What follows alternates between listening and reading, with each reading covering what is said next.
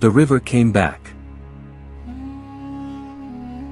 The Euphrates returned unexpectedly in 2026. After 30 years of death.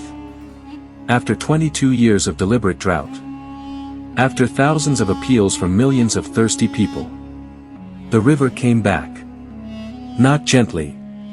Not with mercy. But with a roar. For 30 years, we watched the Euphrates die. The river that gave us life, that ran through Babylon, through our history, through our grandfathers' stories, was nothing but a dry wound in the earth. Water is life. For millions of people in Iraq and Syria, the Euphrates was not just a river. It was our mother. Our drink. Our food. Our future. Then Turkey built a dam.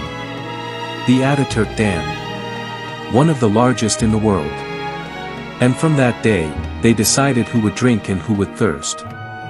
They decided that we, the people of Iraq and Syria, the people who gave the world writing, law, and civilization, would watch our river disappear. For 22 years, Turkey deliberately stopped the water. Not a single drop was released.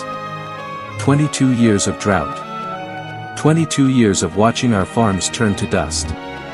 22 years of watching our children ask, when will the water come back? And we had no answer. We sent thousands of appeals. Millions of people begged. The world watched. But Turkey did not care. We lost hope. We were sure the Euphrates would never return. But then, it did. Unexpectedly. We were sure. Absolutely sure. The Euphrates would never return. Turkey would never allow us to farm. This was not an accident. This was not nature. This was cruelty at its best. A man-made disaster. First, an attempt to dry the Euphrates. Now, the Tigris. To kill our land. To break our spirit. So we did what desperate people do. We moved into the dry river land. We built homes where the water once flowed. We planted crops in the dead riverbed. What else could we do? The government could not help us. The world did not care. Turkey held the keys to our survival, and they kept them locked away. Some of us remembered stories. Old prophecies. They said one day, a mountain of gold would appear in the Euphrates. That was our only hope. Not water. Gold. But gold cannot grow wheat.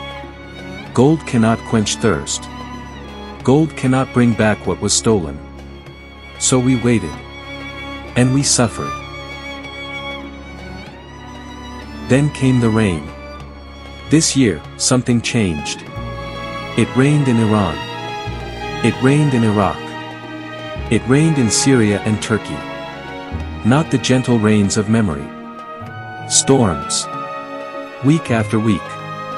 Month after month. The dams filled. The reservoirs swelled to more than 97%. Some people say it was nature. A super El Niño, they call it. But I think something else happened. The big radar systems in the Gulf countries, the ones that watched the weather, they were destroyed in missile attacks.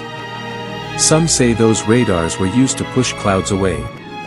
To control the sky. Without them, the rain came. And no dam could stop it. Not even Turkey's. Turkey is strong. A NATO member. First, they dried the Euphrates. And now, they are drying the Tigris. 2 rivers. 2 lifelines. 1 cruel plan.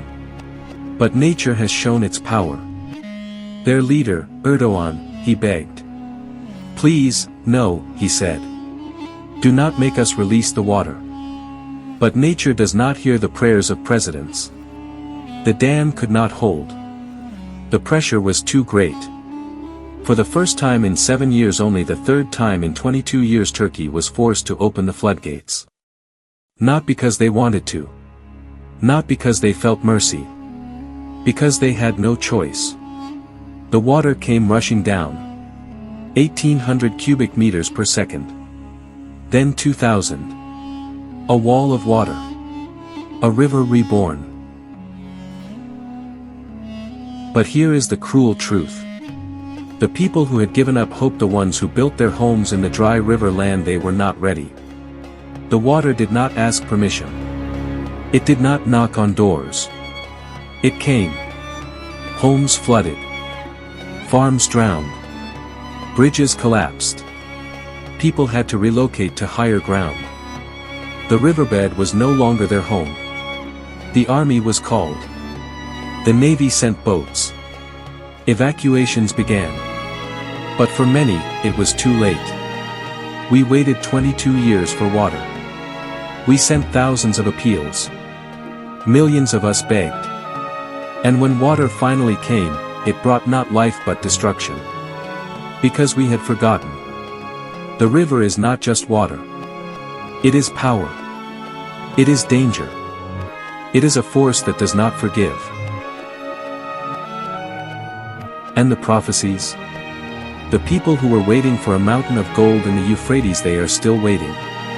But instead of gold, they saw water. Instead of treasure, they saw their homes swallowed by the very thing they thought they would never see again.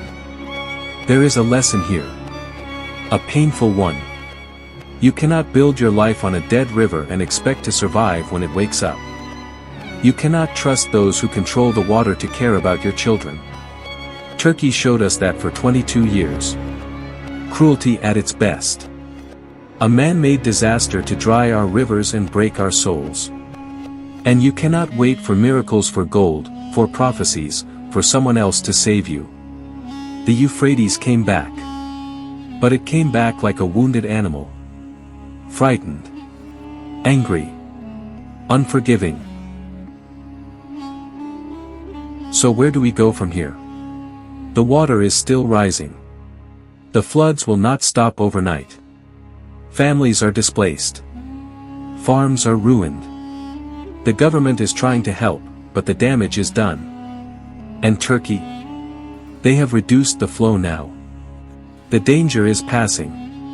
But for how long? Because the problem was never just the rain. The problem was never just the dam.